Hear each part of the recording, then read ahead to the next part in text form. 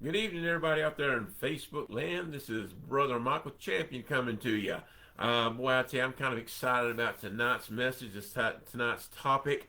Um, if you saw the video I made on my profile page for the friends of mine and family who are actually tuning in tonight, then you'll already have a little bit of a background of where we've come from to where we're going.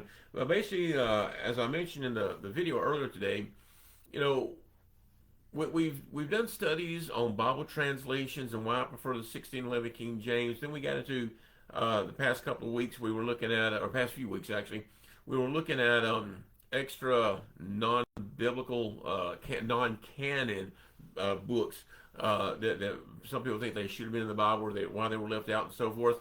And we talked about that. And the only other logical place to go, to be honest with you, after having studies like that, the validity of these non-canon books, and uh, choosing why I choose the King James over other texts, all this, excuse me. Um, the only other, like I said, logical step to make that I was able to consider after doing all this is to go back and revisit the topic on the origin of myth. Now, I did a lesson on this. I think it's like early last year. Here we are, mid 2025. So it's been, almost 18 months since we've looked at this. It's been 12 to 18 months, and it got a lot of review. It got a lot of people tuning in to listen to it, and people just have an interest in mythology and the Bible. And we're going to look at some just a basic foundation for this is. And starting next week, we'll be getting more into mythology and so forth, and we'll be sharing what these texts, what the Bible and other texts, what they have to say, like history. What does history have to say about these beings? And there's some great insights for Osiris of Egypt, or even Hercules of the Greeks and the Romans. There's some good insights we can get there. But basically, like I said, this was a big a big following that had when I first did it. And a friend of mine, he actually made the comment that I really crammed too much into a short space, especially for the topic of mythology in the Bible. And so, Rich, if you're out there listening, thanks for that constructive criticism. Because tonight we're going to take a little bit slow and maybe go through a couple of weeks where we actually have this, or we can go through and take a look at these myths and these legends, and see what does the Bible have to say about some of the world's greatest mythologies. And when you begin to look at this, the origin of myth is actually the origin of religion. The more you get into it, because what I hope to do, in doing this teaching, these series of teachings, is to let you know that mythology isn't always about a made-up story. Okay, there's actual historical documentation, not a ton, but there is enough to get you going in that direction. That mythology is really forgotten history. It's forgotten religions, if you will, and it's really good for study. I know that in high school, I read some books on mythology, or at least I was supposed to. And in middle school at Oxford here in Alabama, we had a semester, or part of a semester, where we dedicated to studying some basic Greek gods and so forth. And I remember that vividly, because that kind of set me in a direction to really liking the mythologies. And at that time, Clash of the Titans had just come out in theaters. And I'm not talking about that remake they made a few years back. I'm talking about the one that goes back over 40 years. So I really have a love for this topic. I really have a love for mythology, and so I want to take that. I want to take these next few weeks to actually take time to dive into this. We're going to talk about, where does mythology come from? Where does it not come from? What is a true mythology? In Greek, the word myth or the myth or myths is actually sometimes it's translated as lies in our Bible, or fabrication. That's another word. That where it comes from. Hey, Sharon, good to have you here tonight. So there's a lot that we got to unravel in this first hour tonight as we get into studying where the mythologies look at. So as always, I'm going to base my studies on about 5 different locations or texts: the Bible, of course, the Book of Joshua, the Antiquities of the Jews, the Book of Jubilees, and some of the writings of Enoch, as we go through this, that we're going to look at. Now, the first question we want to tackle is, what is myth? Well, as we already stated, if you look up the word lies or this that you find in the Bible, it's often translated from the Greek word mythos, which means a lie or something that's completely made up or fabricated. And well, let me stop here. This is not on my notes, but I feel like I need to say this.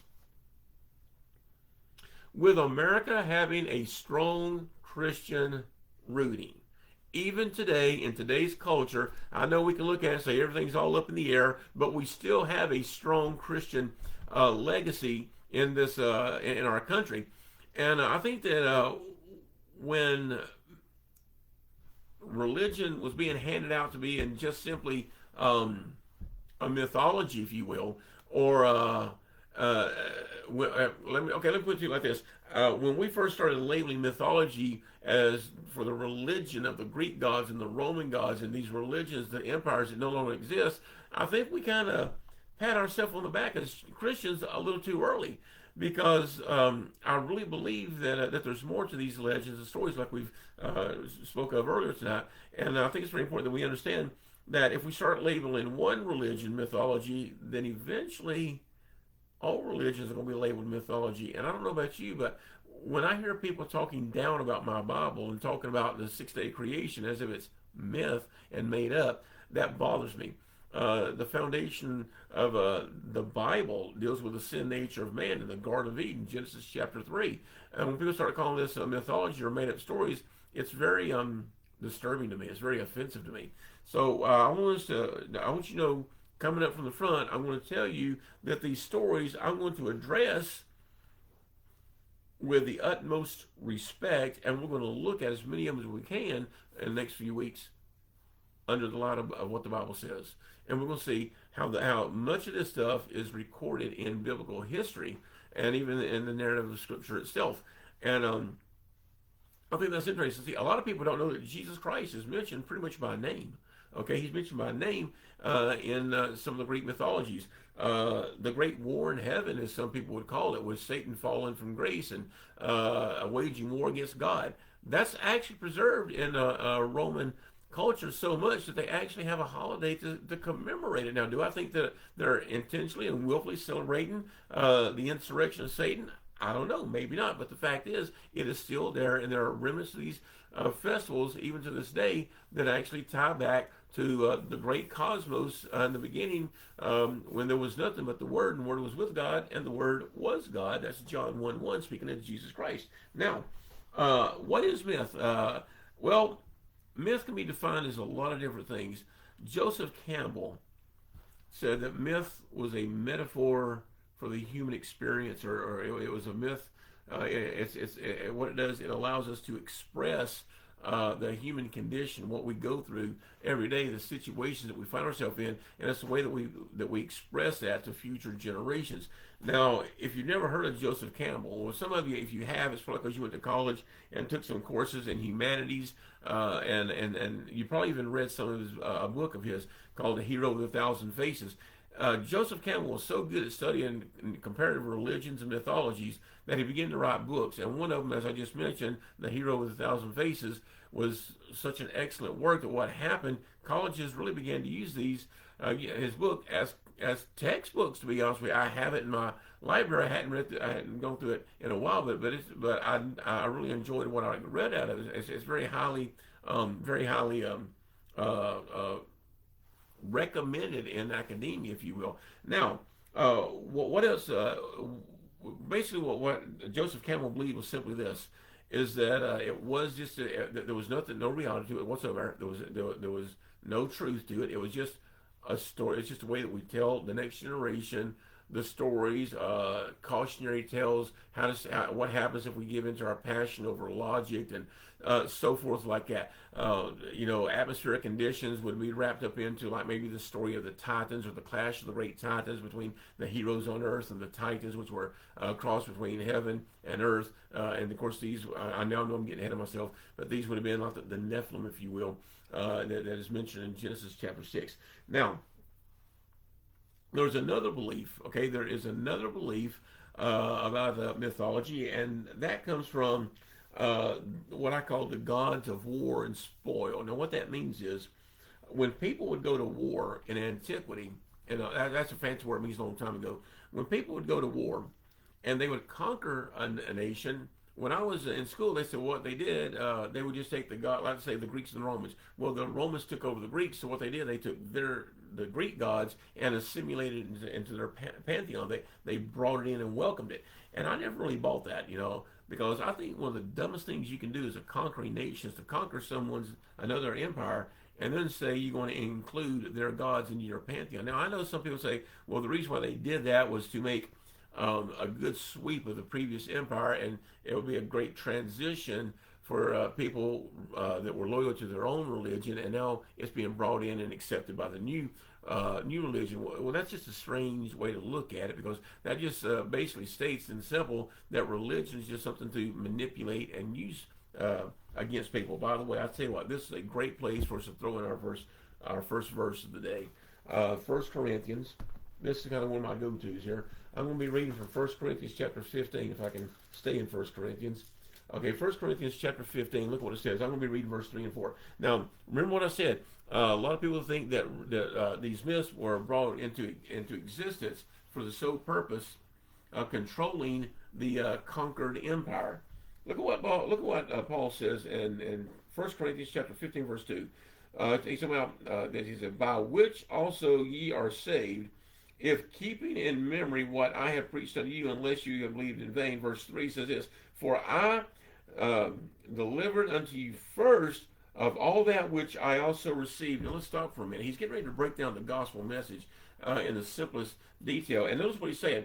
That first, I'm not just trying to push some ideology, some spiritual religious stuff. I'm not trying to push it on the public. What I'm trying to do, I'm trying to show you the gospel that first I received. So he's saying that what's happening is this religion of Christianity that has exploded, not just on the Jewish scene, but also on the global scene with the Roman Empire, and it stands opposed a lot of stuff that the Romans were for.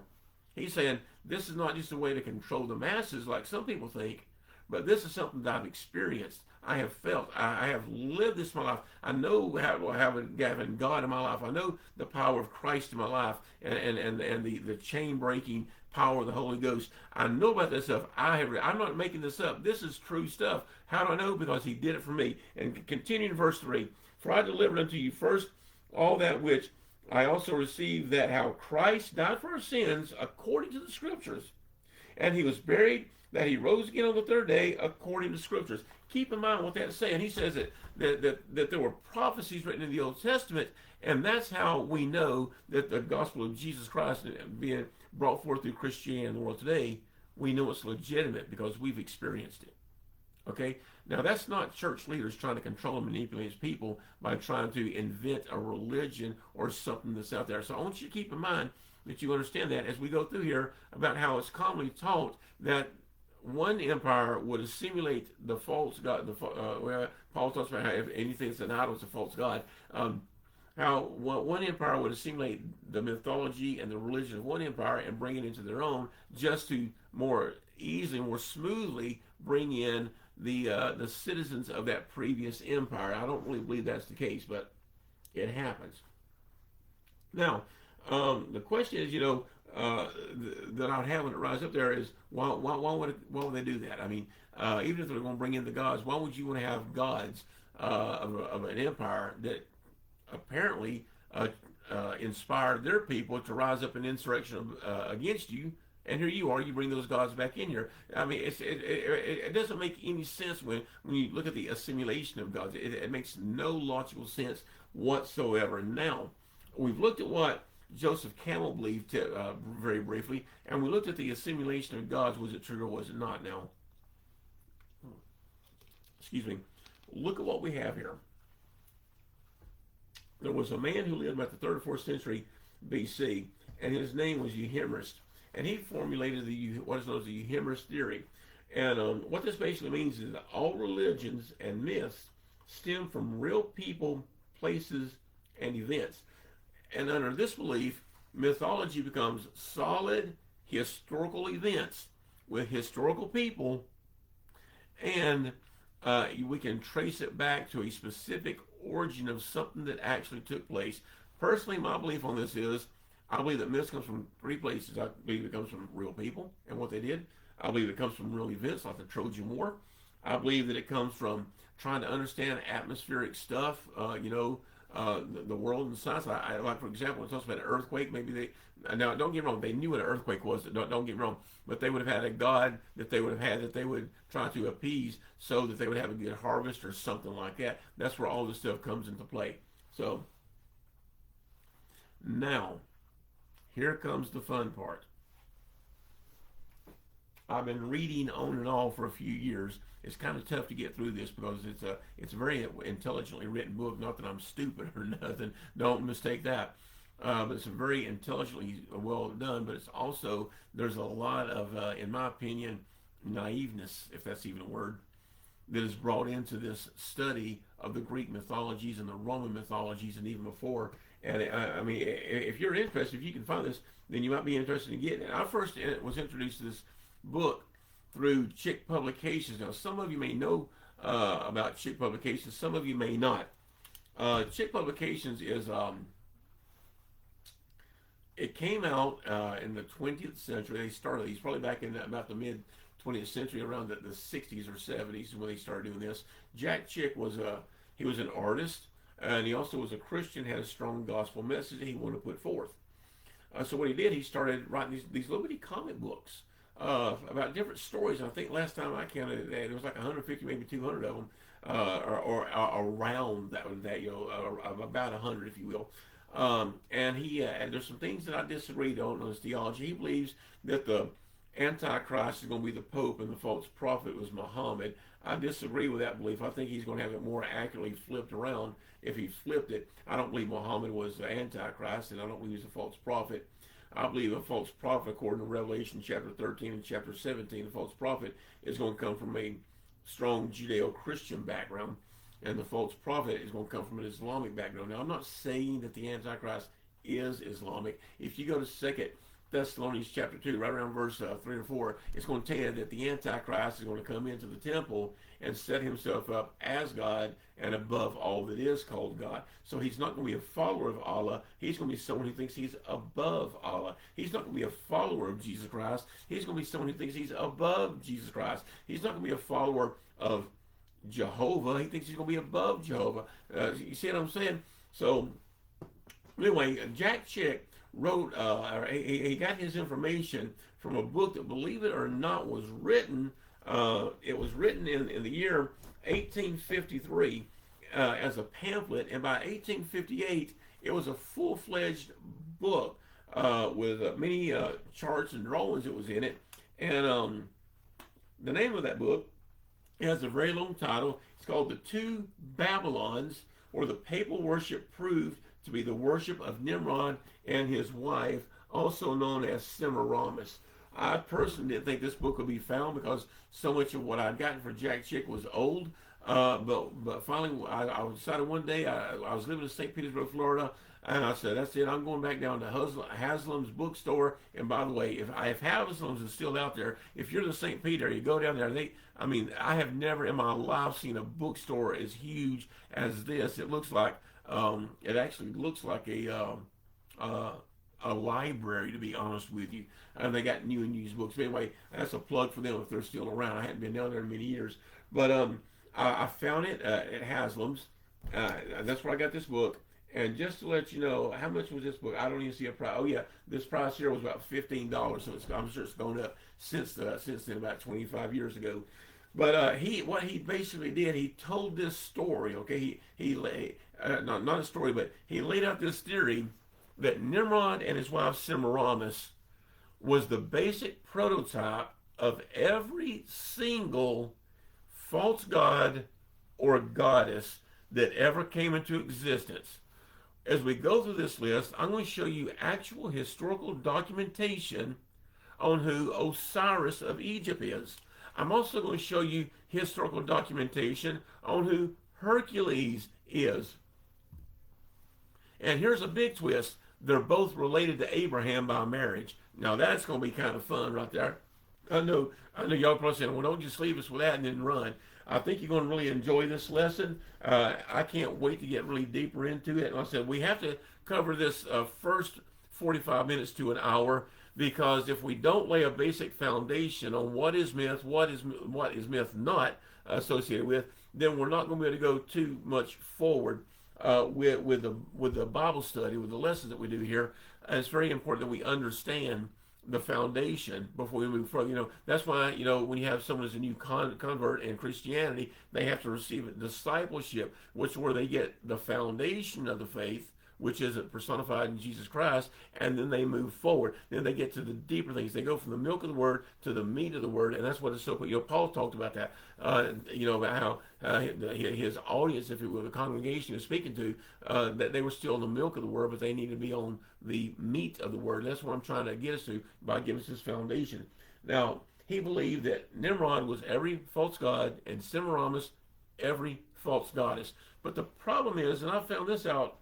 And I even learned this. I thought I really believed it was true until I did some more research. He believes that Nimrod died at the Tower of Babel. Unfortunately, there's a historical document that clearly states that Nimrod lived, I think, like 60 or so years after the destruction of the Tower of Babel, which means that throws the timeline off for Reverend Alexander Hillsop. Not only that, but I will give you one more critique of the book. As I said, I really enjoyed it, other than a few things I've been able to find provably wrong.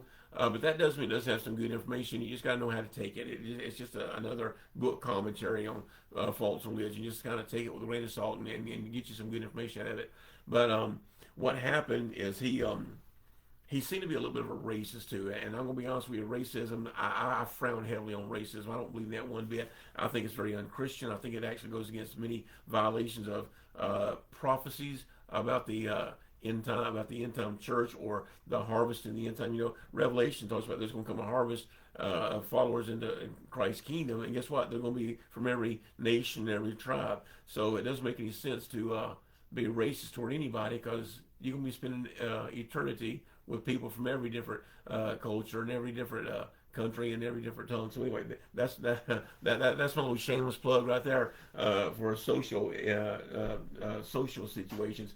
But anyway, like I said, the Two Babylons is very good. It gives you that basic information that you can go and study how Semiramis was able to manipulate a power struggle between Nimrod's generals when he died. And yes, he did die. And we're going to look at history and show where that does fit into. But I know you're saying, well, let's look at it right now. Let's look at it right now. Don't worry, we're getting there. I can't get too far ahead of myself, because I want people to really understand where we're going and what is actually being developed here in this teaching. And I believe me, I know foundations are boring. Foundations that they don't seem that exciting. But I used to work with people that would build houses back in the day. And they would build structures and buildings. I have friends that do this, and family members. And, they'll tell you that unless you get that foundation right, it don't matter what. You got to get that foundation right, because if you don't, the whole house ain't going to be worth 2 cents. And so that's what I'm trying to do here. I'm trying to build a very solid foundation for us, and we can get some more scripture here in a few minutes. Well, I tell you, my throat gets so dry at times. Now, let's take a look at something here. Let's take a look at it. The next page. When I would go to planetariums, okay, many years ago, and again, this goes back 20, 25 years ago when I was just a young man, and also it takes me back to even when I was in middle school, and we would talk about the stars and the legends of myth and so forth. We were actually taught that mankind was primitive. He just figured out what fire was, and he was living in a cave afraid of the sun. That's basically how anthropology will have to paint the history of man and his faith. And he would look up in the heaven, and he'd say, oh, that looks like a lion up there. That looks like a virgin woman. And I'm going to be honest with you. No, that's not the case. I don't do astrology, but I do believe that there's a proper place for astronomy, but not astrology. Astrology is a false religion. Astronomy is a structured study of the stars that points to Jesus Christ. And y'all take a look at this. Take a look at this. When Abraham was called, God had something very interesting to say to him. Let's go ahead, if you will, turn your Bible to Genesis chapter 15, if you have your Bibles with you. Genesis chapter 15. We're going to talk about these stars for a minute. Genesis chapter 15. I'm getting there. Genesis chapter 15. Verse 5. This is a very strange prophecy that God gave unto Abraham. Very strange. Listen to it. And he, God, brought him, Abraham, forth abroad and said, Look now toward heaven and tell the stars, if thou be able to number them. He said unto him, So shall thy seed be. What does that mean? Okay. Well, the seed of Abraham will be as related to the stars, if Abraham can count them and list them, okay, and tell the stars. What does that mean? Well, see, to tell and to number, that's the same Hebrew word, and it literally means to tell the story or speak of the story. What message is in the stars? If you can figure out the mystery of what's in the stars, guess what? You will know the future of your seed. Really? That's interesting. You mean the heavenly bodies, the planets and the stars, all that, they're going to paint out a prophetic picture of what Abraham's seed is going to be like. Hey, Mama Judy. Hey, I'm sorry, I got to know a lot of Judys. Hey, Mama Judy, it's good to have you here tonight. What did God mean when he said that Abraham, if you can understand, if you can unlock the stars, if you can tell their story, that's what your seed is going to be like? Well, let's take a look at something. I know I'm a little bit ahead of my game right here, but that's okay. We're going to keep on rolling. Go to Galatians, if you will, chapter 3, if you have it. Galatians chapter 3. Galatians 3.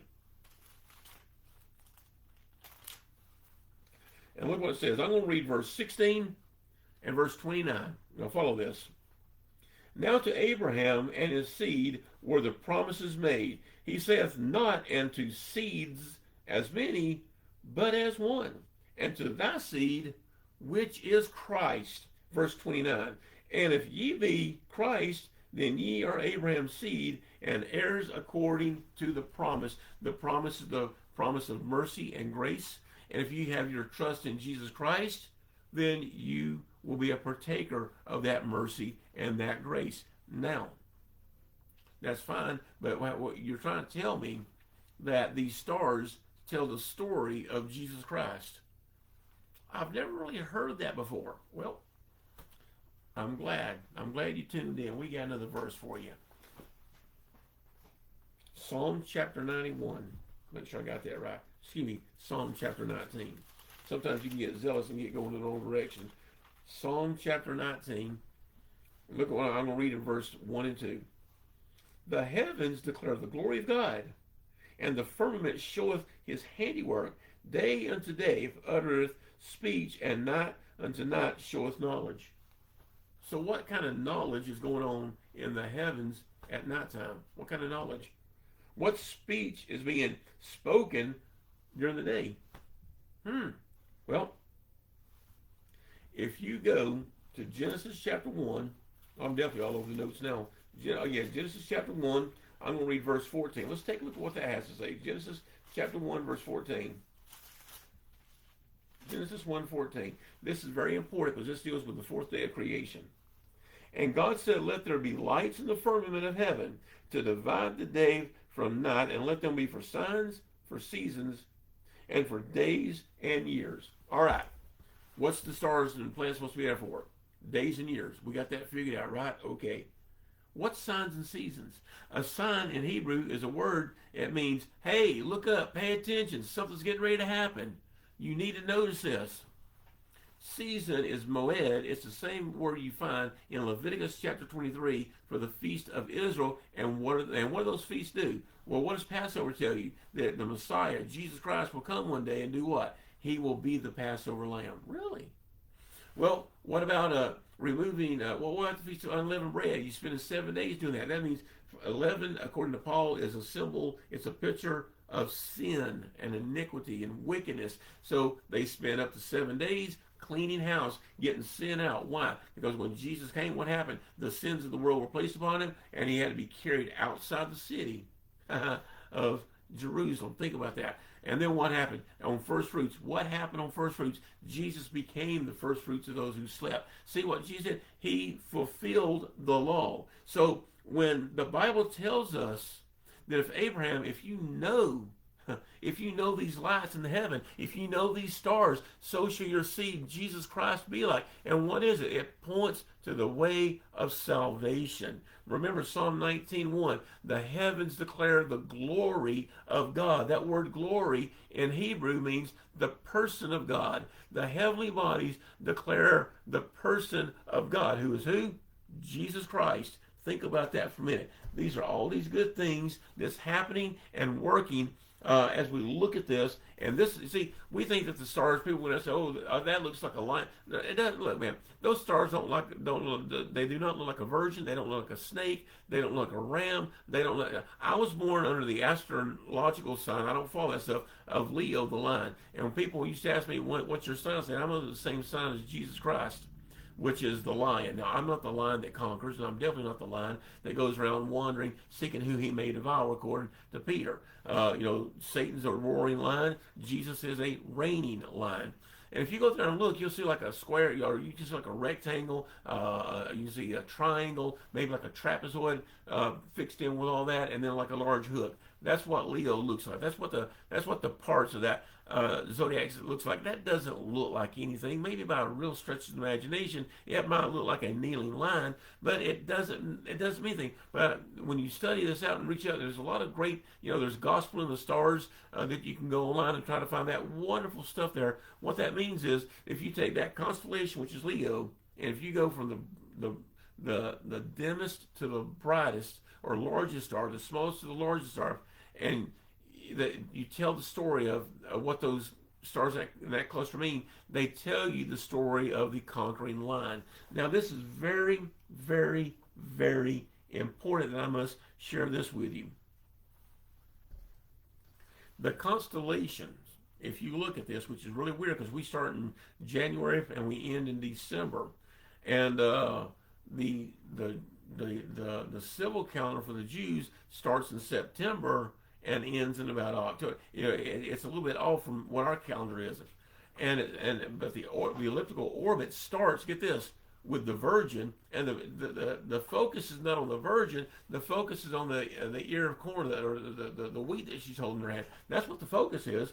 So really, it's the seed of the woman that starts there, and then it goes in and it ends up with the conquering lion that's spoken of in Judah, Genesis chapter 49, and even in Revelation calls him the Lion of the tribe of Judah. And if you look at where traditionally or storyline wise, theologically, where the foot of the lion should be, you'll never guess where it is. It's on the head of Hydra. Hydra, the great serpent, is the largest constellation in the zodiac, and the Metzeroth. That's a better term for it. That's what the Bible calls it, Metzeroth.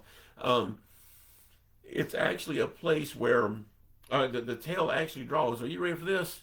If you draw a circle or elliptic, okay, the serpent's tail takes up 1/3 of it. Why is that important? Revelation chapter 12, talking about the great dragon and Satan, and he was the serpent. Guess what? His tail drew 1/3 of the stars. See, already you're beginning to see pictures that's in heaven, in the skies, that paint a specific picture to why we have the stars that teach the salvation of Jesus Christ. Now, you may begin to sit there and wonder, how do all these different, a lot of these myths, there's some similarities between some gods, and then there's a lot of differences between the same gods. How does that work? Well, see, you got to understand something. When traditions go on and on over the years, especially pagan traditions, then what happens is different things get thrown into the pot, if you will, and it comes out a whole new festival. Now, what I mean by that is, let's look at that fairly simple here. I'm going to ask you a basic question. I got this wrote down here. What do hanging stockings, mistletoe, giving gifts, decorating with lights and trees, and Jesus' birth have in common? Nothing. I mean, we can look back now and say, oh, they're Christmas. They're all used in Christmas. Yeah, but see, the mistletoe, that was ancient Druid worship. That's what they did there. I don't know where the giving of gifts came. I don't know where that came from. and the birth of Jesus was not in December, which most of us can agree on. It was more, he was born more in the time of September, but all this stuff was brought together. Okay, it was brought together. And don't get me wrong, there was times when they would, and I know I said something the opposite of this earlier, but there were times that they would bring in certain customs into an already existing custom. For example, they said, well, we study Zeus. You got this guy that you call Jupiter, we'll put them together. Because they're basically the same god, if you will. You Hermits believe that they were real people, which basically meant if you have, like, let's say Europe, for example, because most people watch this is a descendant from Europe. Now, there will be Middle Eastern and African backgrounds there, but basically, I think that most people that tune in to my program that are from European descent, and I want to share this with you. If the story of Noah is true, which I believe it is, and they got off the ark and they went into Japheth went into Europe and settled Europe. That meant that Kittim and Magog and you have Magog, you had not Tarshish, but you had Tubal, you had Meshach, you had Gog. All of them, they are brothers.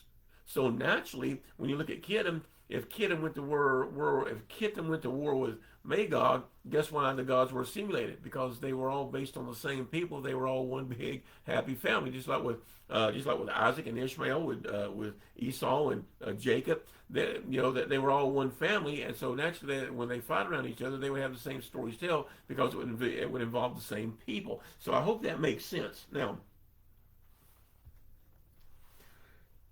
Abraham is given credit for knowing a lot of these mysteries.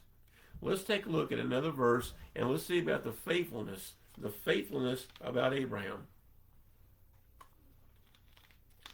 Matter of fact, I'm going to quickly look for a verse. Now, I may be able to find, then again, I may not. Let's see. Give me a minute here to look at it. I'm still looking at something in Genesis. I want to take a look at something here.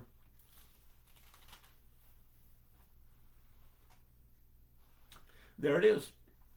Ain't God great? Glory be to the Lord. Look at this. This is Genesis chapter 18 when the three visitors visited Abraham. And look what Genesis 18 verse 19 says. Actually, we're going to read verse 18. You know what? Let's start with 17. That's okay. And the Lord said, shall I hide from Abraham that thing which I do? Seeing that Abraham shall surely become a great and mighty nation, and all the nations of the earth shall be blessed in him.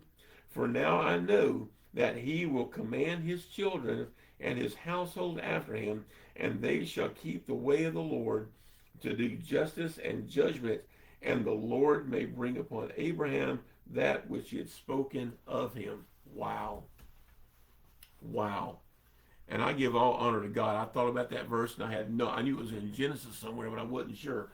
Now think about that for a minute. God says that Abraham will do what he's supposed to do. He will teach his children. Well, let's go to chapter 26 real quick. Chapter 26, verse 5.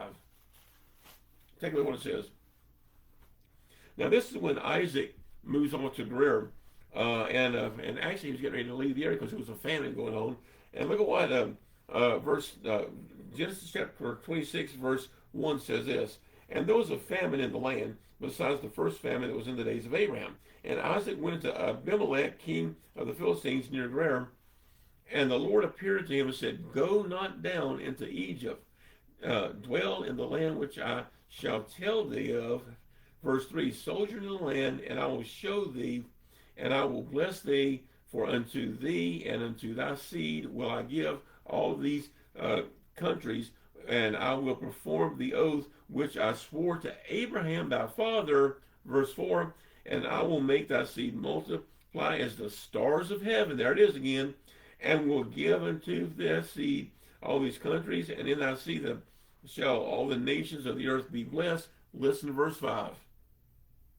Because Abraham obeyed my voice and kept my charge, my commandments, and my statutes, and my laws.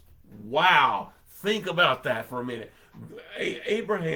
God is telling Isaac, I'm going to bless you because of what I said to your father. And why did I say it to your father? Because he kept my laws. I know that this is a man after my own heart. I know that this is a man that is dedicated to my work. He's dedicated to his relationship with me. And therefore will I hide nothing from him. And because of that, it's time to pass the torch to the next generation of Hebrews that's going to get the birthright. And this tells you right here, the birthright was confirmed to Isaac in Genesis chapter 26. The Abrahamic covenant was passed to Isaac for what? The seed to be conceived, right? But it wasn't just any seed, it was the messianic line. Good evening, Pastor Mike. It's good to have you now. Thanks for tuning in, buddy. Now, take a look at this. Let's see what else we got here. Now, I love this. Where did Abraham learn this knowledge? I mean, you got to understand something. This is 2,000 years after creation. You know, people are living to be 969 according to Methuselah, Genesis chapter 5. But now we're with Abraham. He's not even going to make it to 200. Only 175 for Abraham. What's going on here? Where did he learn this knowledge? My faithful book, the book of Jasher, comes to the rescue. You know, watch this. I'm going to read to you the book of Jasher, chapter 9, verse 5. Watch this. Chapter 9, verse 5. Now, this is what Jasher 9, verse 5 says. And when Abraham came out of the cave, this is where his father Terah had him living to escape the hatred of Nimrod who wanted to kill him. So when Abraham came out of the cave, he went to Noah and his son Shem, and he remained with them to learn the instruction of the Lord and his ways, and no man knew where Abram was. Abram served Noah and Shem, his son, for a long time. And he was, by the way, he was about 10 years old when he did this, by the way. And if you go to the next verse, we know he's there for a long time, but how long was he studying at Noah's house? 39 years, it says. And Abraham knew the Lord from 3 years old. I tell you, that's an amazing story when you think about that. Can you imagine the power, okay, of training your child up in the way he or she should go? That way, when he's old, the child will not depart from that. Think about that. Abraham was learning from an early age, at age 3, about the true nature of God. And can I tell you something? That this was the whole time that his father was Terah, and we'll get into this later in an upcoming week. This was when Terah was, guess what? He was being a high priest. Where? At the Tower of Babel. Can you imagine that? Abraham's father was the chief of all idolaters. There was only one idolater greater than him, and that was probably Nimrod. And this is exactly the time, the age that he grew up in. So I hope this is beginning able to make a little bit of sense to you.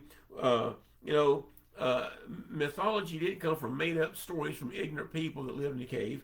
They didn't come up with people looking at the stars and making up stories. They actually came specifically from God putting the stars in heaven, and he taught these people. And this is where it gets really fun. Let's take a look at this. We need a history book real quick. Let's take a look at what the Antiquities of the Jews teaches. I love this book. This is another favorite history book of mine. I'm going to turn to Antiquities, book 1, chapter 2, section 3. Take a look at this. Where does this special knowledge come from? Well, watch this. Watch this. 1, 2, and 3, I believe it is. We got to go to verse 69. Pick up there, verse 69. Okay, here we are, verse 69. It says this. All these, meaning the children of Adam, or the children of Seth, all these proved to be good dispositions. They also inhabited the same country without dissensions, and in a happy condition without any misfortunes falling upon them until they died. Now remember, this is the children of Seth. His entire line was famous for this. They also were the inventors of that particular sort of wisdom concerning with the heavenly bodies. Remember Genesis 1:14 we just looked at a few minutes ago? The concern with heavenly bodies and their order, verse 70. And that their inventions, meaning the understanding of the heavenly bodies and the stars, understanding that their inventions might not be lost before they were sufficiently known, upon Adam's prediction that the world was to be destroyed at one time by a force of fire, And at no time, by violence of a quantity of water, they made two pillars, the one of brick and the other of stone, and inscribed their discoveries on them both, that in case the pillar or the brick should be destroyed by the flood, the pillar of stone might remain and exhibit those discoveries to mankind, and also inform them that there was another pillar or brick erected by them. Now this remains in the land of Syria today. Wow. People believe that Syria, there's a lot of disputes.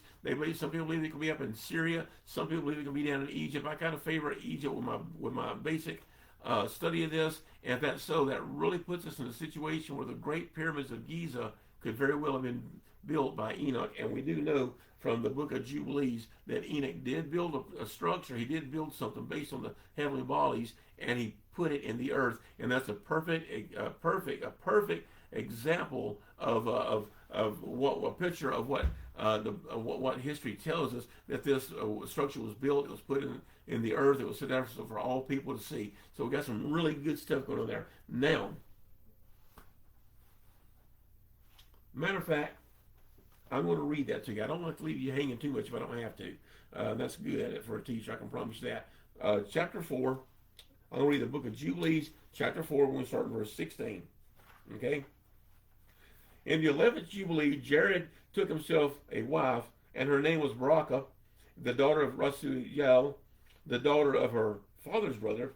In the fourth week of this Jubilee, she gave birth to a son in the 5th week, and in the 4th year of the Jubilee, she called his name Enoch. Now, what did Enoch do? Verse 17, he was the first among men that are born in the earth who learned writing and knowledge and wisdom, who had wrote down the signs of the heaven according to their order and months, and in a book, that men might know the seasons of the years according to the order of the separate months. See, what Enoch is describing and what he's transcribing, he's writing down, is astronomy done proper, as it points to the things of God and God Christ himself. And this is what he's trying to store up. Look at what verse 19 says. Did I get that right? Verse 18. He was the first to write the testimony, and he testified to the sons of men among the generation of the earth, and recounted the weeks of Jubilees, and he made known to them the days of years, and set order in the months. And they recounted Sabbaths of the years was made known unto him, and what will be he saw in a vision of a sleep, as it will happen to the children of men throughout their generations until the day of judgment. He saw and understood everything, and he wrote this testimony, and he placed the testimony on earth for all children of men for their generations. Now think about this. What we have Abraham, according to the Bible, knew the statutes, the laws, and the traditions that have been handed down through word of mouth, and he understood the heavenly bodies. We know, according to the book of Joshua, which is a history book, he learned this from Noah. We go over to the Antiquities of the Jews, we learn that from Adam all the way down to Noah, it was taught. Probably from Adam knew it. According to history, Canaan, which was his grandson, I believe, he knew it. We know that Enoch knew it. We knew that Methuselah probably knew it, and also Noah. So out of the first 10 men, at least 5 of them would have known and understood this. And you can add Seth there for a 6th individual out of 10, because he was where it all began to start, and people began to understand this. Now, here's a fun one. You ready for this? How far did this knowledge go? This knowledge, to what extent did it go? You know, God's great, ain't he? I almost didn't read that last passage of scripture from the book of Jubilees, and God said, I want you to read it anyway. You know why? It's coming up. Y'all ready for this? We're going back to the Antiquities of the Jews, and I'm going to read from book 1, book 1, chapter 8, section 2, and I want you to listen to what this says. This tells us what the extent, if you will, this tells us the extent of the knowledge of the heavenly bodies. And look at what it says. This deals with the famine of, in Genesis chapter 12, right around verse 10 to 20, the famine that hit the land, that Abraham had to go down into Egypt. This is where this picks up. For whereas the Egyptians were formerly addicted to different customs and despised one another's sacred and accustomed rites, and were very angry one with another, um, on that account. Abraham conferred with each of them and confuting the reasons why they made use of every one of their own practices demonstrated that such reasonings were vain and void of truth.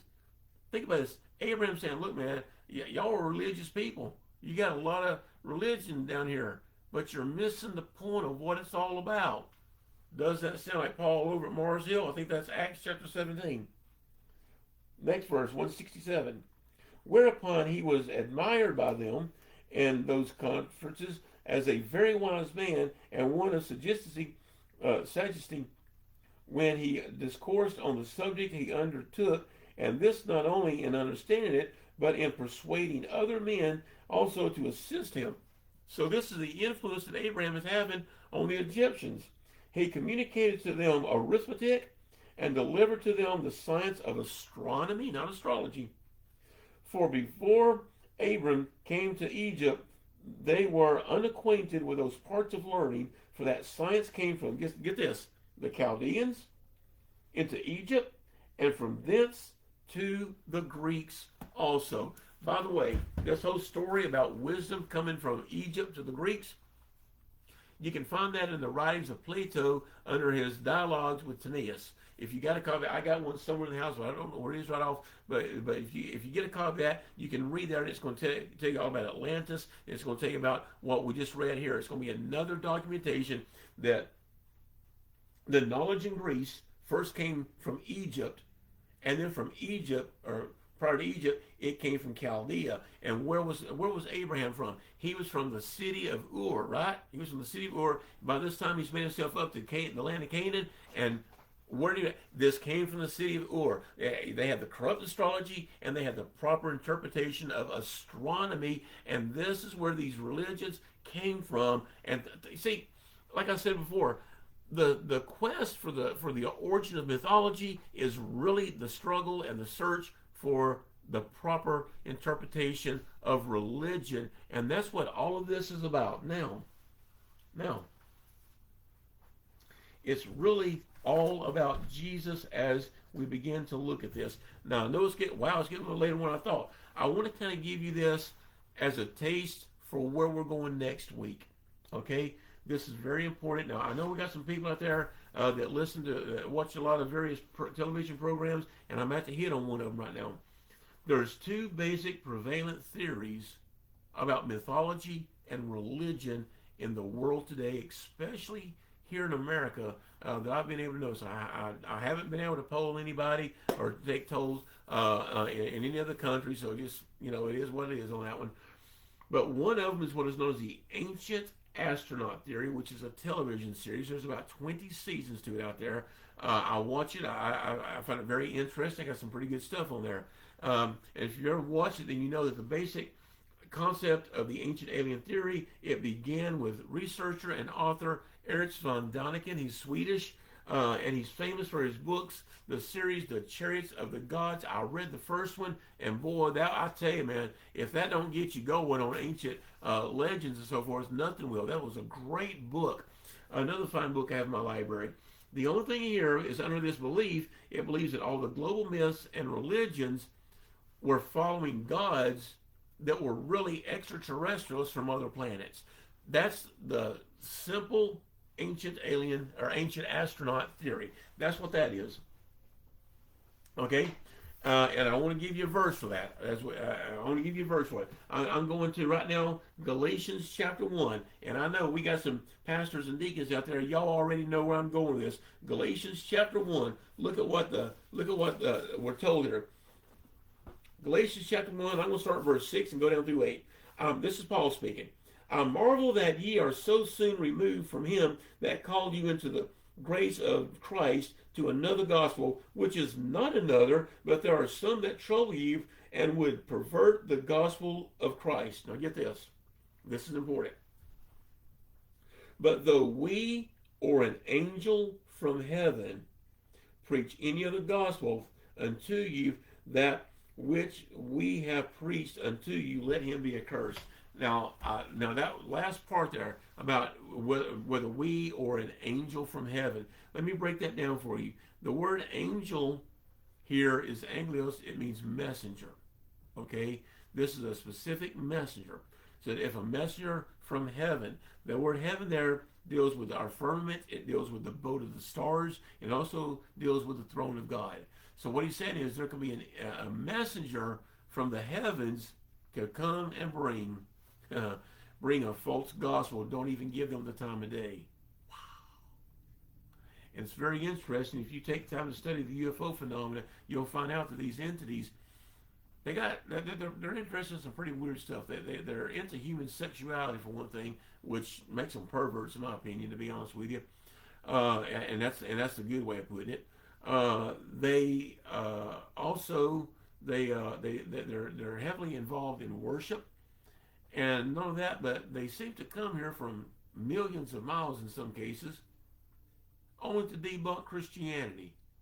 And another big thing, and this is one thing that Jacques Vallée, who was a great researcher for the ufology movement, he believed that these entities were very dangerous. He believes they were misleading because they were liars. It was very easy to see where they lie. So now we have these ancient aliens, these astronauts, they're coming here, they're lying, they're involved in sexuality and religion. And they often preach a different gospel that's found other than what's found in Scripture. Very interesting. Now, let's take another look here. We have what I call the angelic theory or the angel theory. Now, this is based on the idea that not aliens come here a long time ago, but angels have come here throughout time, and they have interacted with man. And under this belief, global religious points to God's arrival and return. Just very interesting because this is the other slant that we have with this. Now, do angels interact with us? Well, Hebrews chapter 13, verse 2 seems to think so. That's what Paul thought. He said that we need to be careful because some of us have entertained angels unaware. That means that we'll be entertaining angels that basically we're not even going to know that they are angels. And I love the part when we look into. I'm going to give you one more thing. What are angels made for? It doesn't matter if they've fallen or not. The purpose they were made for. Do you know what they're there? You know what they were put on earth to do? You know what they were created for? I'm going to show you something. Watch this. If we go over here to Psalm chapter 104, look what verse 4 says about the angels. Who maketh his angels spirits and his ministers of a flaming fire. They're ministers. I forgot where the text is. I'll try to get that looked up by next week. But basically what it says is that angels are ministers to those who are heirs of salvation. Think about that. The angels are here for us. But is there anything else that tells us that they minister to us? Well, I want to share this for you real quick. Jubilees chapter 4, verse 15. And there it is. Look at this. In the second week of the 10th Jubilee, Mahalalel took to him to wife Dinah, the daughter of Barachiel, the daughter of his father's brother, and she gave birth to a son in the third week of the 6th year, and called his name Jared. Actually, it's pronounced Yared, but Jared. For in his days the angels of the Lord descended on earth, those who are named the watchers, that they should instruct the children of men, and that they should do judgment and uprightness on the earth. Now think about that for a minute. According to the ancient astronaut theory, the ancient aliens, they believe that extraterrestrials came from other planets. They came to this planet and they became the benefactors of mankind. According to angels, the angelic theory, angels have come from the abode of God. So sometimes they can interact in and out of parallel dimensions. That's why they're oftentimes called hyperterrestrials. They have come here to do what? To help, to aid, to assist man, and to teach us and aid us along our move as a global people. And so I find that interesting. The only difference between these two theories is one believes in extraterrestrials, aliens from the planet and the galaxy, and the other one claims hyperterrestrials, beings from a parallel universe, which is exactly where angels and demons spend their time mostly. I find that very interesting. So I hope this made sense to you. It's a really good time to look at this. as we started our quest into the origin of myth, or the origin of religion, where did it come from. And when we get into this, starting next week a little bit more, we're going to talk more about Nimrod and Semiramis. We're going to look at the sky gods. Who are they? What were they parallel? And I think you're going to find this really interesting, because what it's going to do, it's going to open your eyes up a little bit. It's going to open our eyes so we can actually see that really all cultures have the same stories. So, is it just ignorant cavemen that told these stories that were afraid of their own shadows? Or are these stories that came to us originating from God Almighty, from His throne, sending His angels to interact with us? And those angels, some of those angels fell, and could they still be interacting with us today? It's going to be a great lesson as we get into this. I can't wait. I want to thank every one of you for being a part of this, for tuning in.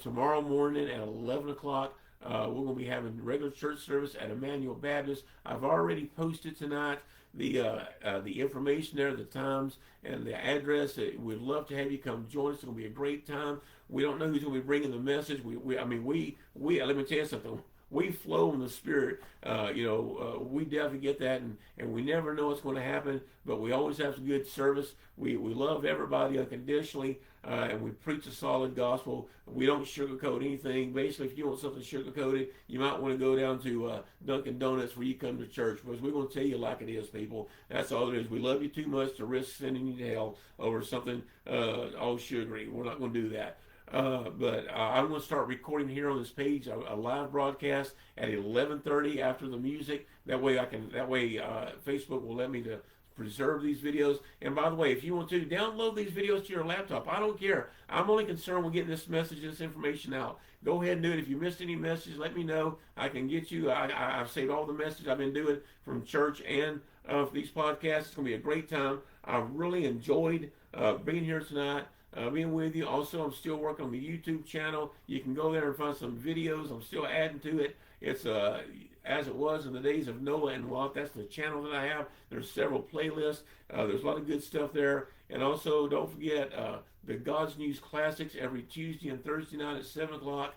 Got some old classic, good old solid teaching and preaching for some good old boys. It's great stuff there. You won't want to miss any of it. But anyway, this is a great time we've had. I've really enjoyed all your time. Thank you all for tuning in.